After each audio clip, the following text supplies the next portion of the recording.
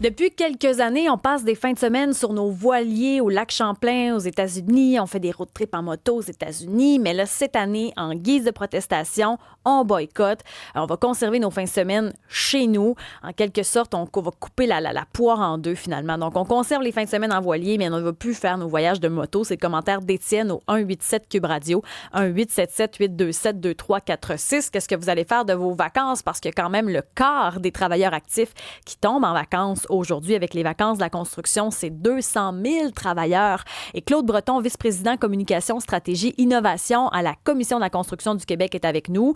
Il doit y avoir de la fébrilité dans votre coin, hein? Effectivement, donc je pense que ça a été durement gagné cette année avec la chaleur, les intempéries, les orages subis. Je pense que tout le monde est content de se retrouver en famille là, pendant 2 semaines, prendre du bon temps puis revenir recharger. Parlant de la météo, là, hier, ça a brassé pas mal dans le coin de Québec, Lévis. Ça a été le cas à Montréal cette semaine, l'autre semaine d'avant, Bellechasse. Bref, tout le monde y goûte cette année. C'est quoi l'impact sur nos travailleurs? Effectivement, il faut être extrêmement prudent. Moi, j'en ai vu effectivement aller se mettre à l'abri très rapidement. Donc, je pense qu'il faut être aux aguets un peu avec ce qu'on peut voir sur les alertes météo. Puis donc, le contexte est en train de changer et on doit s'adapter pour rester en sécurité à tout moment. Il n'y a pas de doute. On dit que c'est 8 travailleurs sur 10 à peu près là, en construction qui vont prendre des vacances. Donc, il y a des chantiers quand même qui restent en activité. Dans quel secteur on pourra voir des travailleurs encore au travail pendant ces 2 prochaines semaines? C'est un très bon point. Il ne faut pas se surprendre de voir encore des gens qui gardent le fort, comme on dit. Donc, en génie civil, voirie, vous allez le voir dans les travaux d'urgence aussi. Dans les chantiers sur les écoles, donc on doit poursuivre ces travaux-là pour être capable de livrer avant la rentrée scolaire. Aussi les municipalités, vous allez voir des travaux de voirie. Donc, il y a des choses qui se poursuivent, mais essentiellement, plus de 80% des travailleurs vont être en congé pendant 2 semaines. Là, est-ce qu'on a rangé tout ce qui est les travaux là, sur la route? Là, est-ce que tout ça s'est rangé pour permettre une circulation fluide? Tout ça, ça se passe bien là, de ce côté-là? Oui, je pense que ça fait plus de 50 ans, depuis 1971, que cette dynamique-là existe au Québec. Donc, c'est quand même assez bien huilé. Donc, effectivement, on fait attention pour s'assurer que ça reste fluide, qu'il n'y ait pas d'enjeu de sécurité pour qui que ce soit. Mais naturellement, il va rester certaines entraves parce qu'il y a des choses qui se poursuivent quand même pendant que les gens sont encore dans certains chantiers au travail. On dit que cette année, c'est une année record. C'est quoi? C'est 211 millions d'heures travaillées. Pourtant, on parle aussi de pénurie de main-d'œuvre. Donc, il y a quelque chose aussi dans cette donnée-là où on dit on a de plus en plus de besoins, mais en même temps, on manque de bras. Effectivement. Donc, c'est une industrie qui est très résiliente là, face à ce que vous pouvez voir dans l'actualité économique, donc soit les tarifs américains donc il y a une dynamique qui fait en sorte qu'on peut être inquiet par rapport à la conduite et au dynamisme de l'économie en général, mais le secteur de la construction, vous l'avez entendu, Hydro-Québec a de vastes plans, il y a beaucoup d'entrepreneurs qui ont des grands chantiers à déployer, donc des grands défis de recrutement encore dans les prochaines années. On peut dire encore que c'est un peu tendu, dans la mesure où on doit encore recruter 16 000 travailleurs par année en raison des départs à la retraite, en raison de la démographie québécoise-canadienne que vous connaissez. Donc, il faut multiplier les efforts pour aller recruter des jeunes, des femmes, des autochtones, donc des gens de différents horizons là, pour satisfaire les besoins. Mais parlant de femmes, il y a quand même une femme sur 2 qui quitte au bout de 5 ans. Comment on va trouver une solution à ça? Absolument. Donc, beaucoup de sensibilisation encore à faire. Il y a seulement 4% des femmes dans l'industrie de la construction. Donc, c'est inacceptable. Il va falloir qu'on fasse mieux encore comme industrie. L'an dernier, par contre, 10% des nouveaux arrivants dans l'industrie étaient des femmes. Donc, on voit quand même que ça s'améliore tranquillement, mais il y a beaucoup de sensibilisation à faire. Donc, les femmes notamment qui vont quitter au bout de 5 ans, comme vous dites, plus de 50%, pour des enjeux de conciliation de travail-famille, pour des enjeux de climat de travail. Donc, vivent encore des situations qui sont pas acceptables sur les chantiers. Donc, on a encore beaucoup de travail à faire comme industrie. Ça appartient pas à la CCQ seulement, ça appartient aux syndicats, aux employeurs. Donc, toute l'industrie travaille très fort dans ce sens-là pour changer les perceptions. Puis dire aux femmes, vous avez une place là-dedans. Ce sont des emplois qui sont très bien rémunérés et on veut vous garder. Mais est-ce qu'on voit une amélioration? Parce qu'on entend quand même des histoires d'horreur à ce niveau-là, là, des femmes qui ont été intimidées. Il y en a quand même des commentaires déplacés. Celles qui décident de quitter, là, des fois, les histoires sont pas très roses. Je pense que vous pouvez faire le parallèle avec ce qu'on vit dans notre société en général. Donc, une espèce de polarisation que vous voyez sur les réseaux sociaux. différents segments de notre population qui sont stigmatisés. Donc, c'est pas l'industrie de la construction fait pas bande à part, donc c'est présent dans différentes industries. Mais c'est sûr que je pense qu'on peut prendre conscience de ça comme acteur de l'industrie et dire ça suffit. Il faut qu'on change ça. Puis qu'est-ce qu'on fait ensemble, serrer les coudes, puis accepter tout le monde. Donc, ça vaut pour les femmes, ça vaut aussi pour les Autochtones, ça vaut pour des membres de la communauté LGBTQ. Donc, on peut faire mieux parce que sinon, si on ne se retouche pas les manches ensemble, on va avoir de la misère à livrer nos chantiers, à livrer la marchandise. Puis donc, on en a besoin d'électricité au Québec, on a besoin d'écoles, on a besoin d'hôpitaux, on a besoin de recruter pour livrer ces chantiers-là. Vous avez parlé tout à l'heure de recrutement. Là. Vous avez besoin d'ici 2029 de 16 000 nouveaux travailleurs. Dans quel secteur on en a le plus besoin? Est-ce que c'est dans le résidentiel où on est en pleine crise du logement? Dans quel secteur on a besoin de bras présentement? Effectivement. Donc, il y a des grands corps de métiers, donc où on a besoin de gens. Donc, si on pense notamment aux électriciens, aux opérateurs de machinerie lourde, même aux monteurs de ligne qui vont être requis pour les travaux d'Hydro-Québec. Donc, beaucoup de métiers intéressants, bien rémunérés. En termes de secteur, il y a un secteur qui est un peu plus faible peut-être dans le secteur industriel, avec la filière batterie qui a moins de dynamisme. Par contre, beaucoup d'initiatives du côté du résidentiel. Bon, on a besoin de beaucoup de logements sociaux au Québec. Énormément d'infrastructures. Donc, vous l'entendez, le REM, les hôpitaux, les écoles, des maisons d'aînés. Donc, encore énormément de besoins dans ces secteurs-là. Mais justement, je dis les vacances de la construction, c'est une tradition, vous l'avez dit, depuis le début des années 70. Ça a été fait à la base pour arrimer, justement, pour que les chantiers soient un petit peu mieux régulés, pour que tout le monde prenne ses vacances en même temps. Comme ça, les corps de métier peuvent travailler en même temps. Mais je me demande, avec la crise du logement, les besoins présentement, est-ce que ces vacances-là sont encore de mise? Est-ce qu'on peut encore se permettre 2 semaines de vacances de la construction? Je pense que tout le monde a droit à ses vacances, peu importe le secteur industriel. Donc, c'est extrêmement important que ça se fasse partout. Qu'un travailleur de la construction prenne son congé au mois d'octobre ou qu'il le prenne l'été, il va avoir un impact sur la conduite du chantier, c'est sûr, mais tout le monde doit pouvoir se recharger ses batteries. Maintenant, les vacances de la construction, ils avaient été pensés pour 2 choses. Vous l'avez dit, coordination des corps de métier, mais ensuite, il y avait aussi un impact au niveau santé et sécurité au travail. Donc, en mois de juillet, typiquement, c'était très chaud. Donc, on voulait s'assurer que les gens puissent prendre une vacance à un moment plus difficile de l'année. Aujourd'hui, c'est sûr que vous pourriez dire la même chose peut-être du mois de juin. On l'a vu, le mois de juillet. Donc, c'est peut-être moins pertinent de parler de température parce qu'il y a des enjeux partout dans l'année. Mais cohésion sociale, l'industrie de la construction, quand elle prend une pause pendant 2 semaines, elle touche à plein de corps de métier, des architectes, donc des gens qui ne sont pas nécessairement associés directement au métier de la construction. Et donc, à peu près le quart de la population active québécoise prend congé. Ça fabrique une chose, de la cohésion sociale. C'est quelque chose dont on manque dans la société aujourd'hui. Puis par la suite, là, comment ça se passe? Parce que là, vous dites que c'est pas tous les chantiers qui sont arrêtés, bien évidemment. Est-ce qu'on continue justement dans le résidentiel à fonctionner? Est-ce que pour ces 2 semaines-là, il y en a qui vont continuer de mettre les bouchées doubles? Oui, effectivement. Donc, vous l'avez dit. Donc, rénovation domiciliaire, par exemple, les activités peuvent se poursuivre. Il y a des travaux, certains travaux d'entretien, des travaux d'urgence. Puis sinon, vous avez énormément de travaux encore qui sont en cours des municipalités sur aqueducs, voiries. Donc ça, c'est des choses que vous allez peut-être voir dans vos vacances en vous promenant, des travailleurs qui sont toujours actifs, qui tiennent le fort là-dessus. Alors, on les remercie. Puis, mais effectivement, il faut qu'il y ait des choses qui se poursuivent. Est-ce qu'il y a des secteurs qui sont plus actifs? Est-ce qu'il y a des municipalités ou encore des régions administratives où il y a peut-être un petit peu plus de travaux, où il pourrait y avoir peut-être impact pour nos déplacements, ou est-ce qu'il y a des chantiers plus majeurs là, qui restent actifs?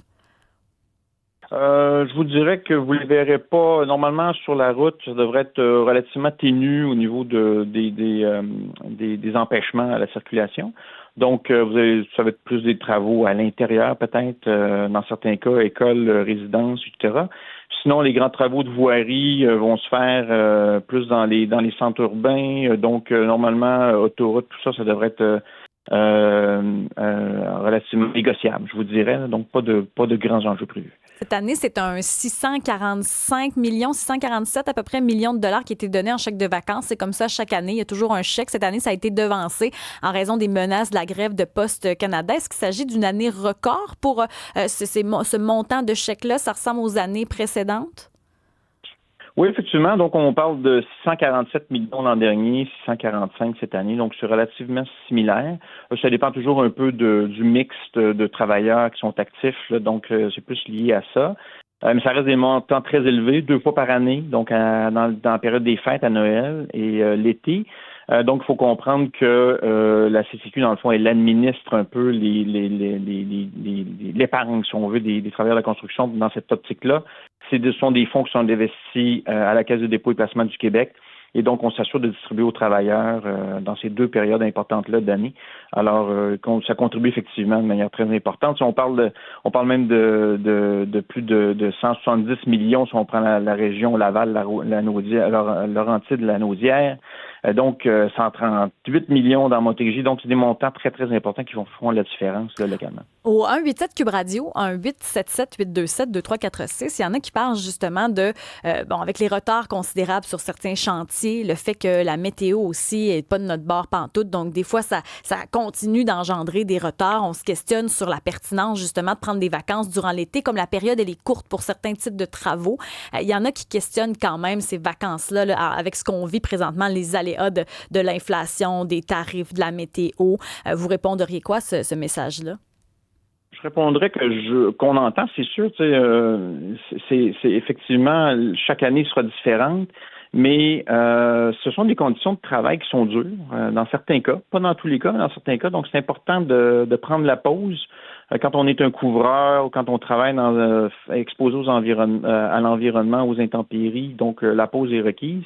Et donc, sinon, je reviens, cohésion sociale, c'est le moment de prendre du temps ensemble et de se retrouver. Puis c'est un modèle québécois qui est pas reproduit à travers d'autres provinces. Et c'est un modèle qui est pas contesté. Donc il y a quelque chose là-dedans qui est typiquement québécois. On va se retrouver entre nous. Donc pour le moment, je vous dirais, c'est encore le bon modèle, à moins que les gens qui sont assis autour des tables, notamment autour des tables de la CCQ, les disent autrement, mais pour le moment, je vous dirais, tout le monde est encore consensuel là-dessus. C'est quelque chose qui est bienvenu et qui est souhaité par les travailleurs. Est-ce que vous sentez les contre-coups de la guerre tarifaire? Ça se passe bien de votre côté? Il n'y a pas trop d'enjeux à ce niveau-là? Non, c'est vraiment encore très, très dynamique. On a toujours encore des enjeux de recrutement pour livrer la marchandise sur les chantiers. Donc, c'est vraiment un secteur qui va, au cours des prochaines années, être encore très, très résilient, sur lequel les Québécois vont pouvoir compter là, économiquement. Donc, non, pas d'inquiétude particulière de notre côté. Puis vous parlez des enjeux, là, ça sera quoi pour les prochaines années dans ce secteur-là? C'est vraiment la main-d'œuvre. Donc, ça, c'est le numéro 1. Naturellement, il y a une inflation au niveau des coûts. Vous l'entendez. On a entendu des intervenants dire ça peut me coûter plus d'1 million de dollars d'installer un luminaire de rue. Donc, ça, c'est le genre de truc sur lequel l'industrie va se pencher de manière plus assidue pour s'assurer de trouver les réponses à ça. Et donc, l'inflation, puis ensuite le recrutement de main-d'œuvre qui est toujours un peu tendu d'année en année. On doit avoir 16 000 nouvelles personnes dans l'industrie. Des corps de métier qui parfois doivent être formés, donc qui peuvent pas du jour au lendemain être opérationnels sur les chantiers. Donc, c'est quelque chose où on doit être extrêmement vigilant. Et on travaille de manière très serrée là, avec les différents acteurs, là, comme gouvernementaux, patronaux, syndicaux, puis Hydro-Québec, s'assurer là, qu'on a ce qu'il faut au bon moment sur les chantiers. Bien, vous dites beaucoup depuis le début, hein? Main-d'œuvre, pénurie de main-d'œuvre. Est-ce que ça s'accentue? C'est de plus en plus difficile d'avoir de la main-d'œuvre qualifiée? Non, je dirais que c'est une histoire qui se répète. Donc, en même temps, on répète le message pour dire venez, on a besoin de vous. Mais d'année en année, c'est environ 15, 16 000, 17 000 travailleurs qui sont requis. Encore beaucoup de départs à la retraite dans les prochaines années au Québec à cause de la cloche démographique. Alors, on doit remplacer ces travailleurs-là. Donc, il faut redoubler de vigilance puis de créativité pour dire comment on le fait. Alors, des programmes d'alternance travail-études, donc des façons différentes de parler peut-être à nos jeunes, à certaines clientèles, dire il y a une place pour toi, puis on va le faire peut-être différemment que par le passé, pour s'assurer que ça te parle, que ça corresponde à tes besoins, tes attentes. Alors, c'est vraiment ça qu'on fait. On essaie de s'ajuster le mieux possible à la réalité d'aujourd'hui. Et pourquoi vous pensez que c'est difficile d'attirer les jeunes? Pourquoi des métiers de construction, c'est difficile? Bon, je vous dirais que vous pourriez parler à différents corps de métiers à l'extérieur de l'industrie de la construction, puis c'est pas nécessairement facile de recruter dans certaines professions. Donc, c'est pas unique à l'industrie de la construction, mais sinon, pour parler de notre industrie, c'est parfois les conditions de travail qui sont exigeantes. Donc, on l'a parlé tout à l'heure, intempéries. Après ça, il y a des enjeux de climat parfois. Donc, il peut y avoir de la stigmatisation sur les chantiers, des femmes qui ne se sentent pas à leur place. Alors, ça crée ce que ça crée. Moins de 4 de femmes dans l'industrie au Québec, c'est pas acceptable. On doit changer ça. Donc, ça part des perceptions d'abord pour que les gens se sentent bien accueillis. Puis ensuite de ça, le travail se fait sur les chantiers de la part des patrons des syndicats pour intégrer ces gens-là de manière adéquate. Claude Breton, vice-président communication, stratégie et innovation à la Commission de la construction du Québec. On vous souhaite de belles vacances. Merci, vous aussi. Au revoir. Pas trop d'orage non plus. Bonne journée. François qui nous écoute aujourd'hui, qui est sur un chantier. Vous sentez le coconut, François. Ça commence à sentir les vacances. On le sent très, très bien au 187 Cube Radio. Pas de boycott américain pour moi. C'est François qui nous écrit au 1-877-827-2346. J'habite collé sur la frontière. Je ne me priverai pas d'aller voir mes commerces favoris du Vermont. Ils ont voté contre Trump. Je ne vais pas, en plus, pénaliser ces humains-là. Donc, pour moi, j'irai aux États-Unis. C'est François qui nous dit ça. Mais justement, parlant des États-Unis, on a la rédactrice en chef et directrice du journal Le Soleil de la Floride, Sandra Belzile, est avec nous. Bonjour, Sandra. Bon vendredi. Bonjour, bon vendredi, Isabelle. Bon, avec tout ce qui se passe, vous le savez aussi de l'autre côté de la frontière, est-ce que vous sentez qu'il y a moins de Québécoises cette année? Est-ce que ça a un impact? Oui, définitivement. Il y a moins de Québécois pour la saison estivale. Même il y avait une diminution. Il y avait seulement 4% des Québécois qui pensaient venir aux États-Unis cet été. Donc, c'est une diminution de comme 70%. Donc, c'est quand même important. Disons que c'est pour l'été, en fait, hein? Mais c'est sûr que ça se ressent dans les restaurants, dans les réservations d'hôtels, par exemple, pour l'été, ou les parcs d'attractions, comme j'ai vu que à Orlando, en mai, j'ai pas des chiffres plus récents, là, mais disons qu'en avril, il y avait eu une baisse de 9% pour les réservations hôtelières des Canadiens à Orlando. Et puis, en mai, ça avait diminué encore de 35%. Donc, c'est quand même, c'est important. Par contre, pour nous, on a espoir que le marché va reprendre dès octobre, en fait. Mais on voit quand même des Québécois un peu, faut dire, mais c'est pas du tout comme on a pu voir, disons, l'an dernier, durant la saison estivale. Bon, il y a une baisse, mais est-ce que la baisse est aussi forte qu'on pensait? Vous disiez au début des sondages, on disait qu'il y aurait peut-être 4% des Québécois, Québécoises, mais est-ce que finalement c'est moins pire qu'anticipé? J'ai pas les chiffres actuels en ce moment, donc j'ai essayé de trouver le plus possible. Moi, ce que je peux voir, par exemple, c'est que, comme par exemple, il y a des restaurants qui disent qu'ils ont 20 à 25% moins de clientèle, alors que un centre touristique dans le sud de l'État de la Floride dit qu'il y a une diminution de 2 à 4%. Mais il faut dire aussi que les vols, par exemple, c'est un bon exemple pour dire qu'il y a moins de voyages ici. Mais il y en a quand même parce que les vols ont énormément diminué également. Donc, c'est certain qu'il y a une baisse, mais de pouvoir dire des chiffres exacts en ce moment, c'est très difficile parce qu'il va falloir attendre que ça sorte et de voir aussi, là, c'est en ce moment là, que les vacances de la construction commencent. Donc, après, on pourra peut-être faire plus des constats à ce niveau-là. On a les deux pieds dedans, là, ça, c'est certain. Puis de votre côté, en Floride, comment ça se passe? Parce que, tu sais, nous, on a une vision très québécoise de la chose. Hein. Tu sais, nous, avec les valeurs québécoises, puis ce qu'on entend aussi au Québec. Mais vous, ça se passe comment de l'autre côté de la frontière? Est-ce que vous le sentez? Est-ce que les gens s'en foutent un peu parce que ça les touche moins?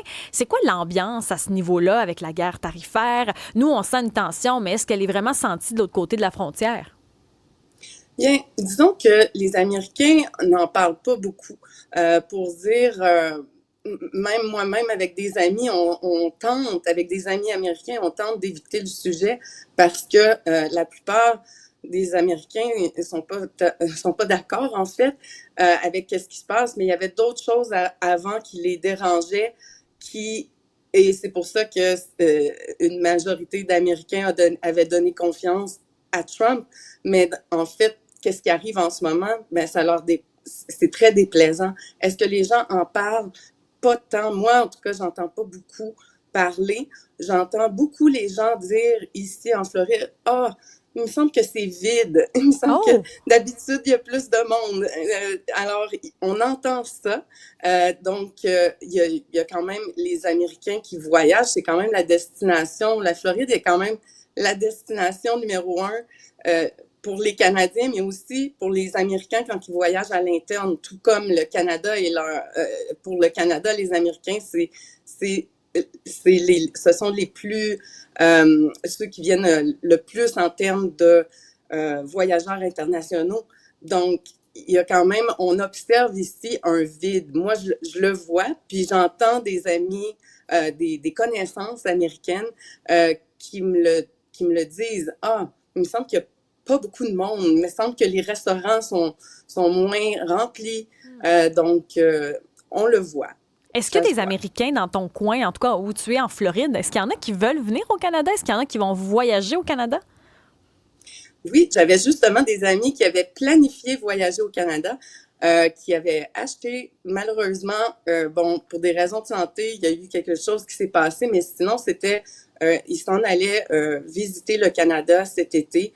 Je connais des gens qui demeurent, même s'ils ont des propriétés ici en Floride, ils sont dans le Michigan ou dans d'autres régions comme ça. Et puis, oui, pour eux autres, voyager vers le Canada, c'est tout à fait naturel. Et puis, j'ai lu qu'il y avait une diminution de peut-être 5 à 10% d'Américains qui ne voyageront pas, en fait, vers le Canada, mais c'est seulement 5 à 10%. Alors, c'est loin d'être pas marqué. énorme. Non, c'est pas marqué ça. Comme le Canada, à l'inverse, vers les États-Unis. Sandra Belzile, rédactrice en chef et directrice du journal Le Soleil de la Floride. On vous souhaite un bel été. On vous souhaite que ça brasse aussi de votre côté, que ce soit pas trop calme. Merci. Bon été à vous aussi. Merci beaucoup. 187 Cube Radio. Ce que vous allez faire cet été, là, au cours des 2 prochaines semaines, au 187 Cube Radio, on dit, moi, je vais aller voir Papa Roach cet été. Ce sont les projets qu'on a en famille. D'ailleurs, les chalets ont encore la cote. Hein? On a Philippe Hamel qui est avec nous, PDG de Monsieur Chalet. Autant la CEPAC dit, il nous reste encore des places. Il y a des gens qui avaient annulé en raison de la grève qui n'a pas eu lieu, donc vous pouvez réserver. Est-ce que c'est le cas également dans les chalets? Philippe Hamel, bienvenue à Cube. Bonjour, ça va bien? Nous, ça va super bien. Vous, votre saison, là, à l'aube des vacances de la construction, comment ça se passe, les réservations? C'est une saison qui, somme toute, ressemble là, aux années précédentes au niveau de l'occupation jusqu'à présent. Mais on a quand même observé un changement de comportement là, avec les annonces avec les États-Unis là, en janvier dernier. Là. C'est quoi les changements que vous constatez? Notamment, les gens s'y sont pris d'avance cette année pour réserver l'été. Donc, janvier-février, on a observé une hausse de l'achalandage sur le site Internet, une hausse de la conversion qu'on n'observe pas d'habitude. Je pense que les gens étaient très décidés au moment de l'annonce là, de M. Trump là, à rester au Québec, puis ils ont concrétisé leur intention d'achat plus tôt qu'à l'ordinaire. Est-ce que ça ressemble un peu à la période pandémique où on réservait justement au Québec? Je dirais que ça a été différent parce que c'est pas tout à fait la même cause là, qui a créé cette intention-là, mais on le voit, là, on a beaucoup de Québécois dans nos chalets, beaucoup moins d'Américains qu'à l'ordinaire, là, probablement pour les mêmes raisons. Là, on sent qu'il y a un certain froid qui s'est installé entre les deux pays. Là. Bien, est-ce que, mettons, je ne sais pas si vous avez les statistiques, mais comment ça peut s'observer justement la hausse de Québécois? On est-tu 80% Québécois, 20% étrangers? Est-ce que c'est marqué comme ça? C'est quoi la différence?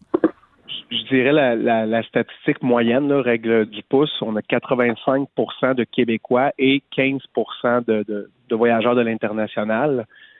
Cette année, on doit être plus autour. Puis c'est sûr que la saison n'est pas finie, fait que les statistiques sont pas officielles et complètes, mais peut-être un 7-8% de l'international qui doit être les Européens. Puis la balance, c'est tous des gens du Québec, donc probablement que des gens qui pensaient aller aux États-Unis sont restés ici au Québec pour compenser, dans le fond, les Américains qu'on n'a pas accueillis cette année. Est-ce qu'il y a des zones où vous sentez que c'est un petit peu plus populaire là, pour les prochaines semaines, même si on est en plein dans la saison estivale, on commence les vacances de la construction? Est-ce qu'il y a des zones plus populaires cette année dans les réservations? c'est sûr que tout ce qui est bord de lac, les gens ont beaucoup d'intérêt pour ces zones-là. Puis, je dirais peut-être Charlevoix, Mont-Tremblant, les Laurentides, en fait, là, qui sont très, très en demande, comme à chaque année. Mais c'est Mont-Tremblant qui a eu je dirais peut-être l'engouement un peu différent cette année parce qu'on a beaucoup d'Américains qui allaient au Mont-Tremblant. Cette année, je pense que ça va être plus aux couleurs du Québec. Au 187 Cube Radio, 1877-827-2346, on a Étienne qui est avec nous. Étienne, vous allez faire quoi de vos vacances? Ben, je fais partie là un peu des Québécois qui se sont demandé s'ils allaient aux États-Unis. Puis on a décidé que la réponse était oui là, pour faire une histoire courte. On a un voilier sur le lac Champlain. Puis pour ceux qui ont un voilier comme ça, là, il n'y a pas beaucoup d'options. Là. Soit on va au lac Champlain aux États-Unis, soit il n'y a pas vraiment d'autres options. On le met à vendre, puis rendez-vous dans 4 ans lorsque les démocrates gagneront les prochaines élections. Mais parallèlement à ça, on fait toujours un voyage à moto aux États-Unis. OK. Puis ça, par exemple, on a décidé de mettre une croix là-dessus. Hors de question. On n'est pas obligé. Il y a d'autres routes au Québec, il y a d'autres routes en Gaspésie, il y a d'autres routes au Nouveau-Brunswick. On ira se promener ailleurs, puis ça sera notre contribution au boycott. Oh, puis est-ce que vous avez déjà un trajet en tête d'endroits que vous aimeriez visiter au Québec, au Canada?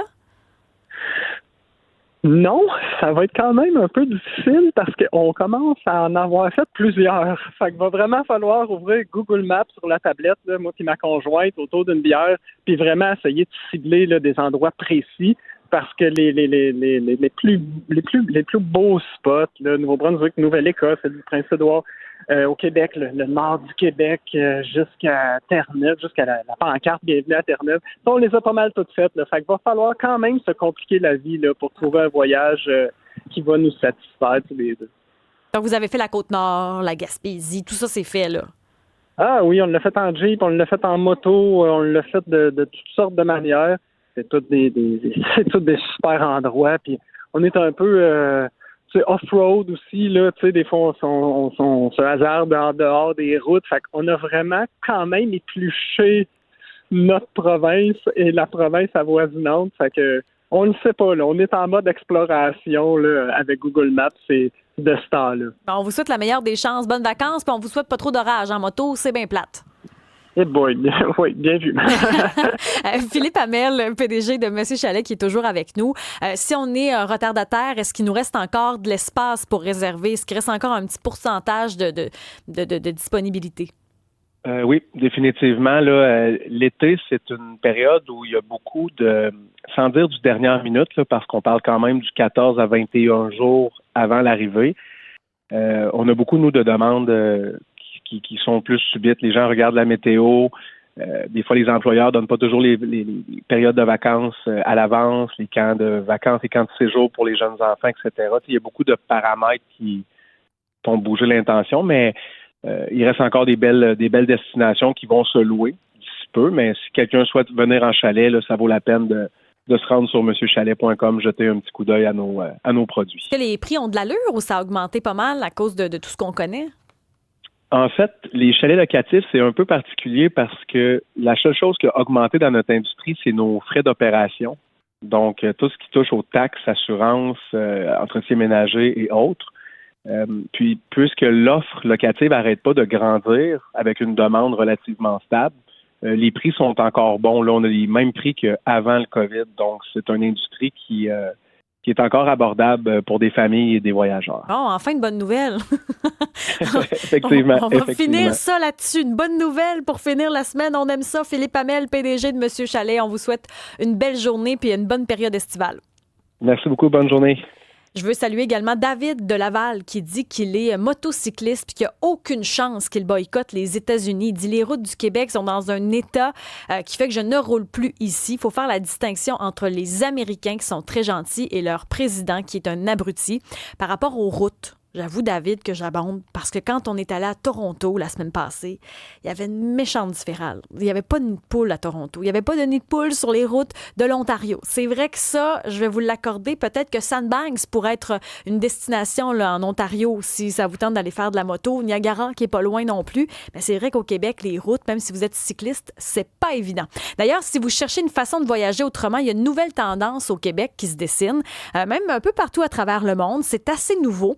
On a souvent tendance à parler de voyages thématiques, c'en est un. Moi, c'est la première fois que j'en entends parler et c'est Jessica qui va démystifier tout ça.